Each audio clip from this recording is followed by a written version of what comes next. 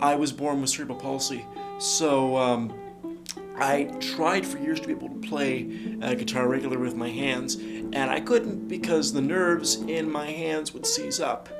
And so that was a problem, obviously. I didn't have the dexterity in my hands to be able to form chords or to do scales or stuff. So I originally started playing guitar by sitting the thing on my lap, tuning it to an open tuning, usually open E, which is what I'm tuned in now, and I would play with my thumb.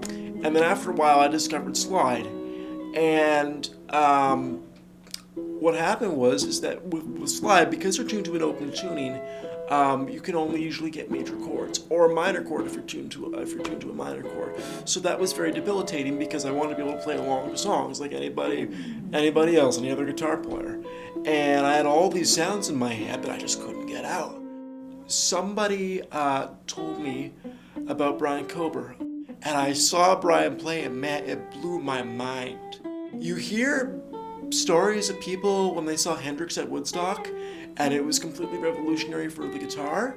That's what it was like for me because I'd never seen anybody play with two slides before in my life. So I saw it, and I said, that's what I want to do with the rest of my life. So I kept at it, and I eventually, I had a friend make me the slides, and I just kept at it, and eventually I got really good at it.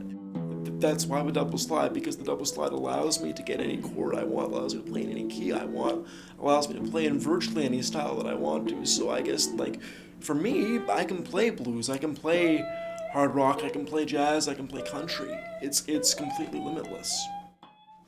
I am influenced by slide players and regular guitar players alike.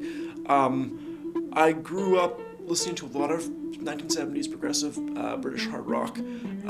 So I guess my two main influences from a non-slide point were David Gilmour from Floyd and Richie Blackmore from Deep Purple. And from the slide area of things, my first really big influence on slide was actually Robert Randolph.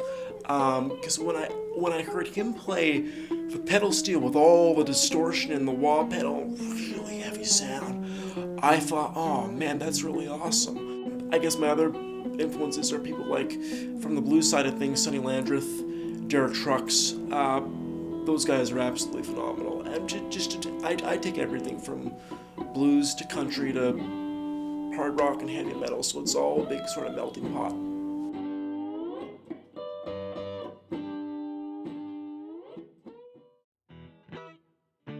It was so much fun to make. I mean, it was really chaotic too, because I didn't have a bass player about 2 months before I went to the studio, so I called Darcy Kane up and I says, would you do it? And he says yes, and I got Steve Shaw to play drums, and we had slightly over a month to pull things in rehearsal. No drum parts written, no bass lines written, so it was just scramble, and we pulled it off. We did the drums and the bass tracks in a weekend.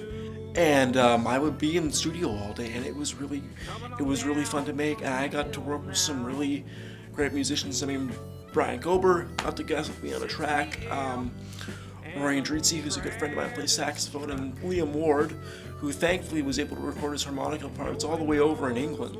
So I had the fortune to work with some really great musicians, and it was an absolute joy to make.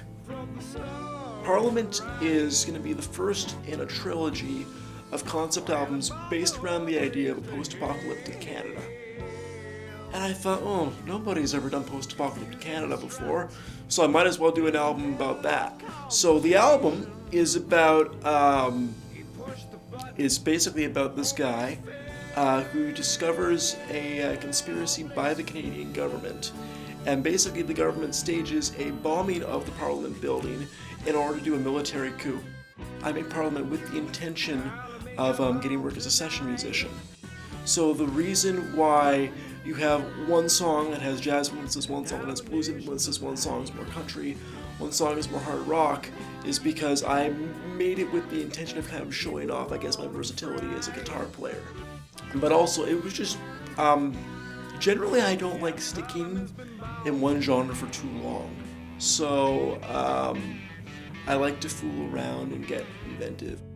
The album is going to be out on May 6th, 2014, and you can get it at www.mikenagoda, Nagoda is spelled Nagoda, like Nagoda.com. You can get the album there.